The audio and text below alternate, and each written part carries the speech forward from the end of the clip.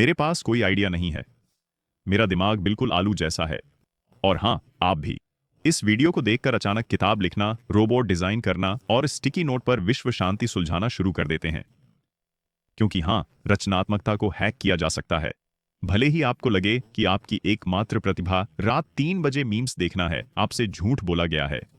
उन्होंने आपको बताया कि रचनात्मकता सिर्फ प्रतिभाशाली लोगों, कलाकार बच्चों, संगीत प्रतिभाओं और दिखावे के लिए चश्मा पहनने वालों के लिए है। पर सच्चाई ये है कि रचनात्मकता कोई दुर्लभ उपहार नहीं, ये दिमागी कार्य है और आपके दिमाग में पहले से ही है। आप बस इसे सही तरीके से ट्रेन नहीं कर रहे। इसे ऐसे समझिए, अगर रचनात्मकता एक नल है तो हम में से ज्यादातर लोग उसे छूते भी नहीं। हम जादुई प्रेरणा के बहने का इंतजार करते रहते हैं।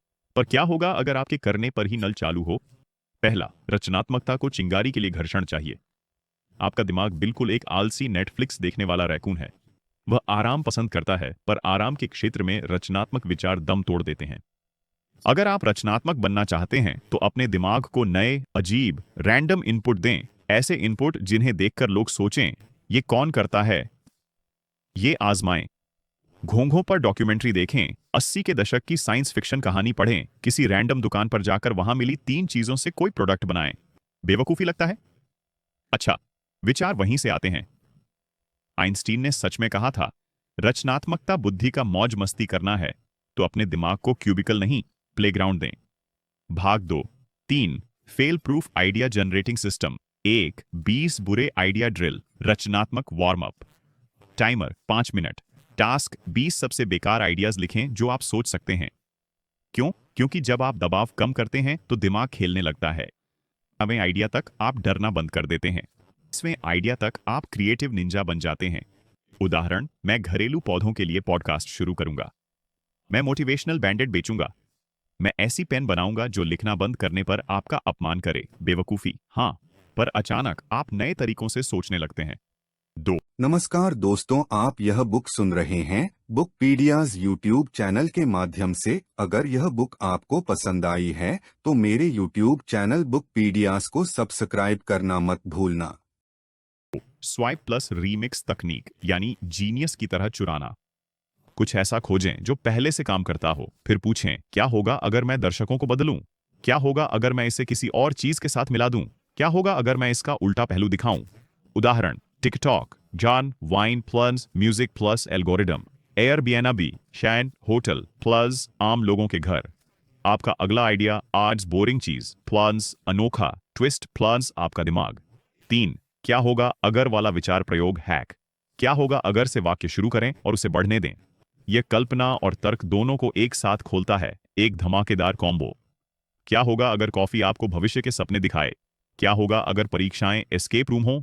क्या होगा अगर लोग एक दूसरे की यादें डाउनलोड कर सकें? पहले अजीब सोचें, बाद में वास्तविक। यही है जादू। भाग 3, रचनात्मकता और दोहराव प्लस साहस। यह वो बात है जो कोई नहीं बताता। रचनात्मक लोग हमेशा प्रेरित नहीं होते। वे बस बेढंगी चीजें बनाने और आगे बढ़ने को तैयार होते हैं। पहला ड्राफ्ट बकवास, पहला स्केच फीका, पहला आइडिया साधारण। पर रचनात्मकता ऐसे ही काम करती है।